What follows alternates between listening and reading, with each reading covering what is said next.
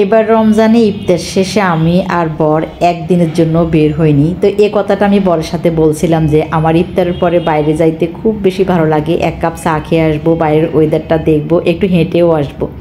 Hello, আসসালামু আলাইকুম। আপনারা সবাই কেমন আছেন? আমি আলহামদুলিল্লাহ অনেক বেশি ভালো আছি। তো আমার এই কথা শুনে বর সাথে সাথে উঠে রেডি হয়ে গেল আর আমরা দুজনে বের হয়ে গিয়েছি। বাইর হওয়ার পরেই বর আমাকে জিজ্ঞেস করতেছে যে আমরা কোথায় যাব, কি করব, কই যাব। তো আমি বলতেছিলাম আমরা একটা রিক্সায় উঠবো আর এলোমেলো ঘুরবো। এটা শুনে বর হাসতেছিল। তারপর আমি রিক্সাওয়ালা মামাকে বললাম যে মামা একটু শ্যামলী স্ট্যান্ডের দিকে নিয়ে যান। আর বরের বুঝতে বাকি রইল না আমি কোথায় যাচ্ছি, কেন যাচ্ছি। সেখানে গিয়ে আমি চলে গিয়েছি রিগালের শোরুমে। আর অনেক দিন ধরে আমি অনলাইনে রিগালের আলমিরারগুলোর ডিজাইন দেখতেছিলাম, দাম দেখতেছিলাম। আমার বাসায় একটা আলমারি খুব বেশি দরকার ছিল। এইটা নিয়ে আমি বরের সাথে অনেক বেশি জ্ঞান প্যান করতেছিলাম। বর কোনোভাবে রাজি হচ্ছিল না, বারবার বলতেছিল যে আমাদের বাসায় কোনো ফার্নিচার আর দরকার নেই, প্রয়োজনে তোমরা শপিং করা বন্ধ করে দাও।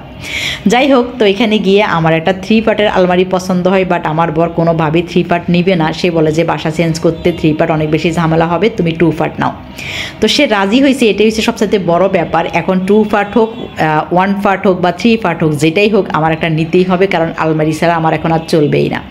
এদিকে বর রিল্যাক্সে বসে গিয়েছে, আমি ঘুরে ঘুরে আলমারিগুলো দেখতেছিলাম। তো বরাবরই আমার 3 পার্টটাই নিতে খুব ইচ্ছে করতেছিল। আর এখানে শোরুম ম্যানেজারের সাথে আমরা বসছিলাম, উনি আমাদেরকে ডিজাইনগুলো দেখাচ্ছিল, দামগুলো দেখাচ্ছিল। ওনাদের আসলে এখন ঈদ টাইমে কোনো ডিসকাউন্ট নাই।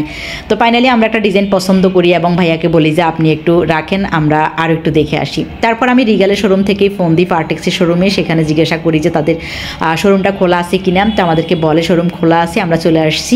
আর এটাও ছিল রিং রোডে। পার্টেক্সে এসে একটা আলমারি আমার ভীষণ পছন্দ হয়, আর আমার সাথে আমার বর বেশি এক্সাইটেড। সে বলে যে আলমারি যদি নিতে হয় তাহলে এটাই নিবে। আর এটা 2 পার্ট ছিল।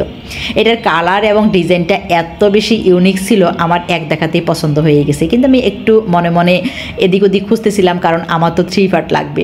যাই হোক, আমরা ফাইনালি এই 2 পার্টের পার্টেক্সের আলমারিটা ফাইনাল করে বের হয়ে আসছি। আর একটু পরে এটা ডেলিভারি যাবে এবং আজকে রাতে এটা বাসায় ফিটিংসও করে দিবে। তারপরে এই যে আমাদের সাথে নিহা আসে। নিহা হচ্ছে একজোড়া জুতা নিবে। তো আমরা চলে গিয়েছি অ্যাপেক্সে। এত সুন্দর সুন্দর নতুন নতুন ডিজাইন আসছে, আর সেখান থেকে নিহা তার মন মতো একজোড়া শু পছন্দ করে নিয়েছে। যদিও জুতাটা আমার অনেক বেশি ভালো লেগেছে, আর নিহার পায়ে এটা খুবই সুন্দর লাগছিল। তা আমরা এই জুতাটা কিনে খুব দ্রুত বাসায় চলে আসছি, কারণ আমাদেরকে বারবার ফোন দিতেছিল যে আমাদের আলমারিটা অলরেডি বাসার নিচে চলে আসছে। তা আমরা যখন আসছি ততক্ষণ আলমারিটা বাসায় উঠে যাচ্ছে। তো আমরাও বাসায় চলে আসছি, আর এটা এখন ফিটিংস করবে। তো আমাদেরকে শোরুম থেকে বলা হয়েছিল যে এই আলমারি ফিটিংস করতে 2 ঘন্টার মতো টাইম লাগবে। তো আমার মনে হয়েছিল যে এটা হয়তো বা একটু বেশি বেশি বলছে, এত টাইম নিয়ে এত কথা না। আর আলমারিটা যখন শোরুমের লোক ফিটিং করতেছিল আমি একদম অবাক হয়ে গিয়েছি। আসলে 2 ঘন্টা না, তারও বেশি টাইম লাগছিল। আর শোরুমের এই ভাইয়াটার ব্যবহার এত বেশি সুন্দর ছিল, এত ভালো ছিল। জগতে এত ভালো মানুষ আছে, এইসব মানুষদের না দেখলে কখনোই বিশ্বাস করতাম না। আমি তাকে কাজের ফাঁকে একটু খাওয়া দাওয়ারও ব্যবস্থা করলাম, কারণ উনি খুব নিরিবিলি এবং যত্ন সহকারে কাজ করতেছিলেন। আর মনে মনে ভাবছিলাম যে বাসায় যদি কোনো কাজ করতে হয় বা কোনো ফার্নিচার ফিটিংস করতে হয় বা একটু ছোটো বড়ো করতে হয়, তখন এই ভাইয়াকেই বলবো। ভাইয়ার কাজ খুবই সুন্দর, খুবই যত্ন সহকারে কাজ করে। যাই হোক, আমাদের আলমারিটার ফিটিংসের কাজ চলতেছে। তা আমি খুব ভালো করেই দেখতেছি যে একটা ফাট জায়গা থেকে কিভাবে একটা ফুল আলমারি দাঁড়াই গেল। তো রিগাল শোরুম বা পার্টেক্সের বা হাতিলের ফার্নিচারগুলো এরকমই, ওরা ফাট করে নিয়ে আসে এবং বাসায় ওরা নিজের হাতে ফিটিংস করে দিয়ে যায়। তো ভাইয়া তো আলমারি ফিটিংস করে দিয়ে গেল। তারপর শুরু হয়ে গেলো আমাদের হামলা, কারণ আমাদের এই ঘর থেকে ওই ঘরে ফার্নিচারগুলো এদিক সেদিক করতে হবে।